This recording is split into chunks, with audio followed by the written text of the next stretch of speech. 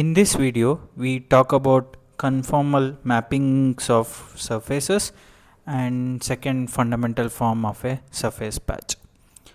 Suppose the two curves gamma and gamma tilde on a surface S, they intersect at a point P.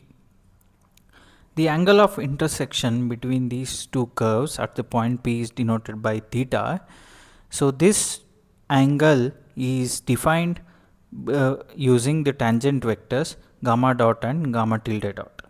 So the angle of intersection is given by cos theta equal to gamma dot gamma tilde dot, the dot product between the tangent vectors and the norm of the divided by norm of the tangent vectors. This gives the angle of intersection between the two curves at the point P on the surface S. So it is useful to express this in terms of surface patch. So let's say gamma and gamma tilde lie on a surface patch sigma, and the curves are denoted by using u of t, v of t, and u tilde of t and v tilde of t. These are the smooth functions. Then this angle of intersection at the point P between the two curves gamma and gamma tilde is expressed in terms of first fundamental form. So it is given in equation 37. So the angle of intersection is expressed in terms of first fundamental form of the surface patch. So let's define what is a conformal map is. It's a map between the two surfaces S1 and S2 such that the two curves gamma 1 gamma tilde on the surface S1 is intersecting at the point P and making some angle theta. So the image of these two curves on the surface S2, it gives two curves gamma 2 and gamma 2 tilde. The angle which is made on the image of this surface, that is S2, is same equal to the angle of intersection which is made at the surface S1. Then we call this map F as a conformal map.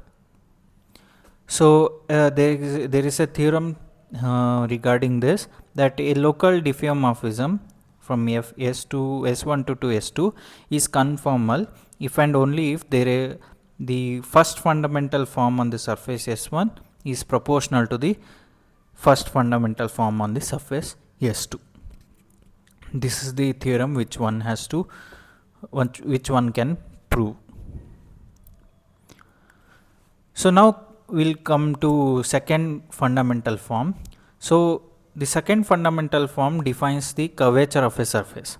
Suppose sigma is a surface patch in R3 with standard unit normal n. So let's take the parameters for the surface patch sigma, u and v. It changes to the parameters u. Let's say it changes to u comma v to u plus delta u and v plus delta v. So the surface patch moves away from its plane by a distance given by taking the dot product with the standard unit normal. So it's exactly like the finding the curvature of a curve. Now we are finding the curvature of the surface. So we are taking the dot product with the unit normal, and if there exists a non-zero component, then the surface has curved. So the deviation of the sigma from its tangent plane is given by this form. After expanding equation 39, we will come to the form given in equation 40. So this defines the deviation of the curve from its surface from its tangent plane.